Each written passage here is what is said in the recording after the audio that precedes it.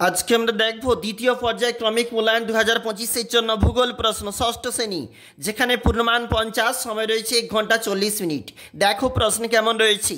সঠিক উত্তর নির্বাচন 1 গুণ 8। অতিবেগুনি রশ্মি শোষণ করে ওজোন গ্যাস।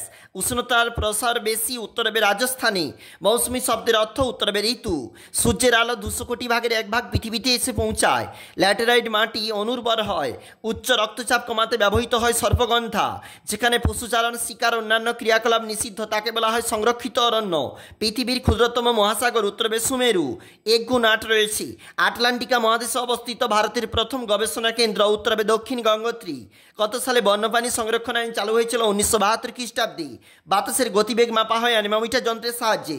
স্বাভাবিক উদ্ভিদ কাকে বলে? মানুষের প্রচেষ্টা ছাড়া যে সমস্ত উদ্ভিদ জন্মায় তাকে বলা হয় স্বাভাবিক উদ্ভিদ। পৃথিবীর প্রাচীন শীতলতম স্থানের নাম উত্তর হবে ভস্টক। বিশ্ব পরিবেশ দিবস 5ই জুন। জলবায়ু কাকে বলে? অর্থাৎ কোনো স্থানে 30 থাকতে 35 বছরের গড় আবহাওয়াকে বলা হয়ে থাকে জলবায়ু। বায়ুমণ্ডলে কোন গ্যাসের পরিমাণ বেশি? নাইট্রোজেনের পরিমাণ বেশি। কার্যকরী সৌর বিকিরণের পরিমাণ কত শতাংশ? 51%। সুমেরুতে প্রধান প্রাণীটি মেরু ভালুক। পরের পেজ, পরের প্রশ্ন কি বলেছে দেখো। ভারতের করমণ্ডল উপকূলে বছরে 2 বার বৃষ্টিপাত হয়। বৃষ্টিপাত পরিমাপ করা হয় রেনগজ যন্ত্রের সাহায্যে।